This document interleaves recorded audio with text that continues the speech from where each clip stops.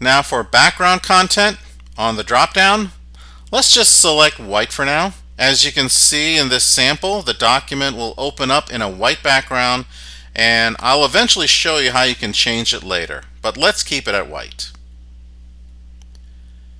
And for color profile and pics, there's too much for me to talk about. Let's just choose display. And for pixel aspect ratio, we'll use square fixes because a pixel is the same shape as a square. Now that we've entered the values into the canvas, we wish to create. And if we create, you will have the finished product. And lo and behold, you have your canvas where you can create your art just like the painters did at the beginning of this lesson.